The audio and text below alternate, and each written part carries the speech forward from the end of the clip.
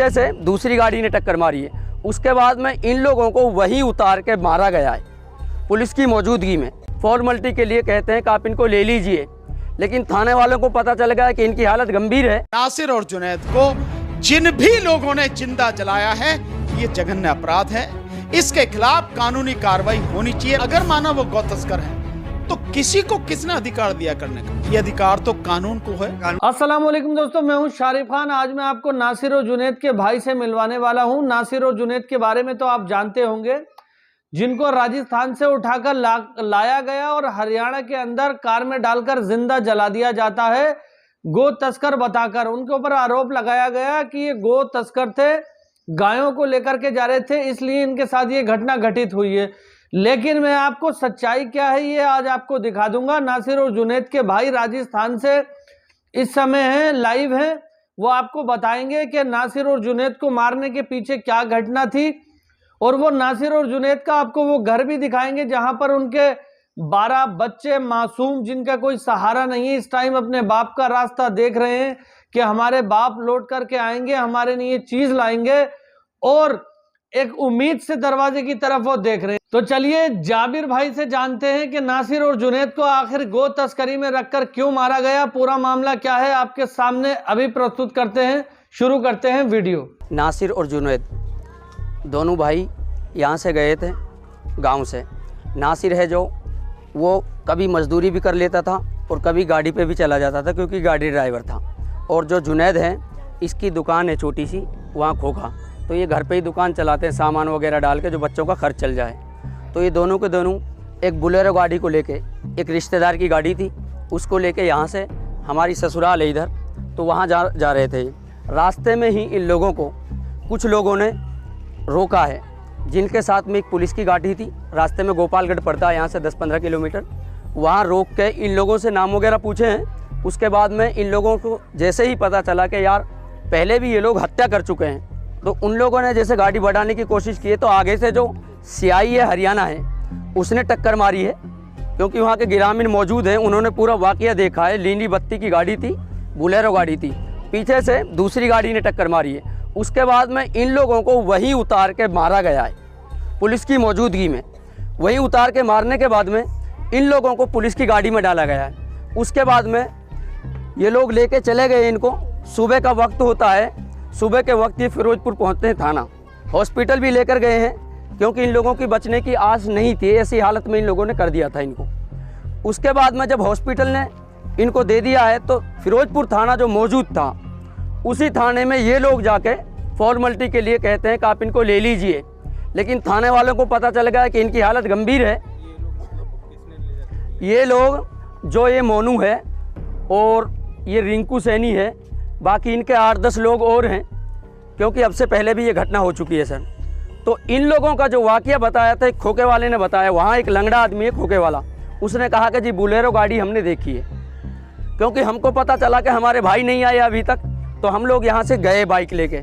तो फिर उसमें जाके उस बंदे ने बताया। उसके बाद में जो इन्फॉर्मेशन मौजूदा मिली है हमको, वो मिली है थानेदार से। सरपंच के पास में इन्फॉर्मेशन आई, सरपंच ने हमारे चाचा से कांटेक्ट किया। चाचा ने फिर यहाँ बताया कि बच्चे कहाँ हैं।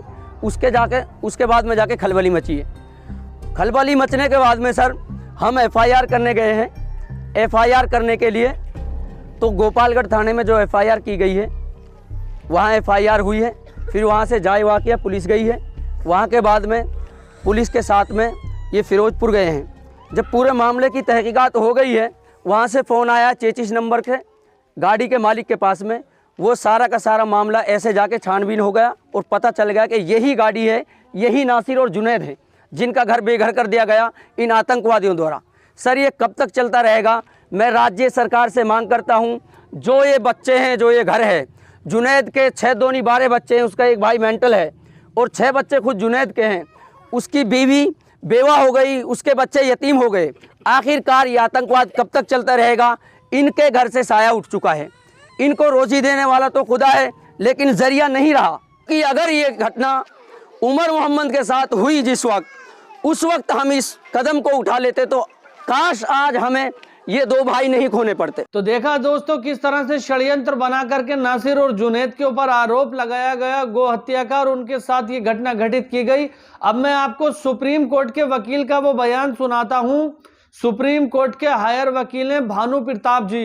भानु प्रताप जी की रिपोर्ट देखिए कि नासिर और जुनैद को किस तरह से उनके साथ गलत किया गया और अब इस केस में क्या कार्रवाई हो रही है। तो भानु प्रताप जी से जानते हैं, सुप्रीम कोर्ट के वकील हैं, बहुत ही अच्छी इन्होंने स्पीच दी है और बहुत ही अच्छी बातें कही हैं। तो चलिए शुरू करते हैं वीडियो। नासिर और जुनैद को जिन भी लोगों ने जिंदा जलाया है ये जघन्य अपराध है।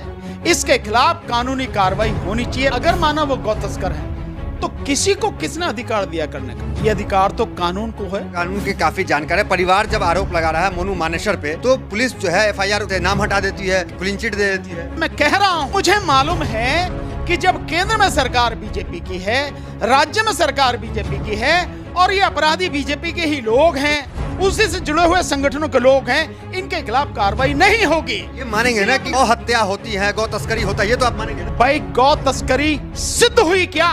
भारत में भारत से बाहर जितना गाय का मांस सप्लाई किया जाता है उसको सप्लाई करने वाली जितनी भी बड़ी बड़ी फैक्ट्रियां हैं सारी हिंदुओं की हैं। नाम उनके मुसलमान हैं। मैं ये बात आज तक नहीं समझ पाया कि माता की रक्षा की तो बात होती है, वो माता जी जो हैं उनके पतिदेव यानी कि जिनके जो माता कहते हैं उनके पिताजी कौन है? फांसी की सजा आप जानकार है कानून को, कौन सी सजा? फांसी की सजा है। कैपिटल पनिशमेंट है, 302 का मुकदमा है, बल्कि rarest to the rare cases है।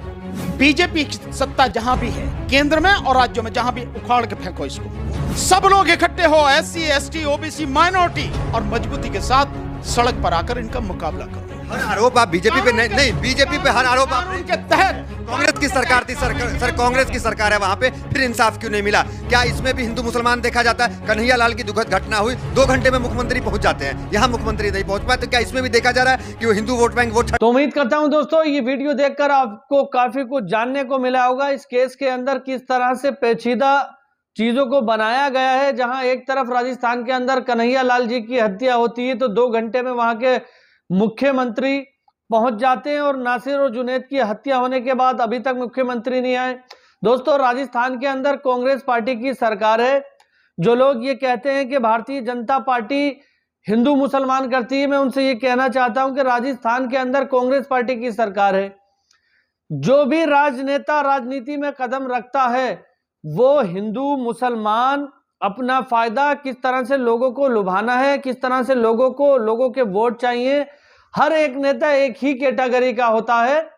भारतीय जनता पार्टी की सरकार राजस्थान के अंदर नहीं है, कांग्रेस पार्टी की सरकार है और कांग्रेस पार्टी का शुरू से ये दावा रहा है कि हम मुसलमानों के पक्ष में बोलते हैं, मुसलमानों के हक के लिए खड़ा रहते हैं। तो गहलोत सरकार से अब मैं ये कहना चाहता हूं, मुख्यमंत्री गहलोत जी से, कि अब कहां गया उनका इंसाफ? एक तरफ कन्हैया लाल जी की हत्या होती है, हम उसका भी खंडन करते हैं, वो गलत थी, लेकिन वहां पर आप 2 घंटे में पहुंच जाते हैं। तो क्या ये नासिर जुनैद की हत्या नहीं है? क्या इसको आप अपराध नहीं मानते जो अभी तक वहां पर आपने एक सुध भी नहीं ली जाके? 2 घंटे के अंदर मुजरिमों को पकड़ लिया जाता है और आज इतने दिन बीत जाने के बाद भी मोनू मानसरोवर को क्लीन चिट मिल जाती है। उसको गिरफ्तार करने के बजाय उसको इस केस से उसका नाम ही विड्रॉ कर लिया जाता है। तो उम्मीद करता हूं कि आपको काफी कुछ जानने को मिला होगा। इंशाल्लाह फिर मिलूंगा इसी तरह की एक नई वीडियो के साथ। तब तक हमारे साथ खबरों में बने रहना। खुदा हाफिज। जय हिंद, जय भारत।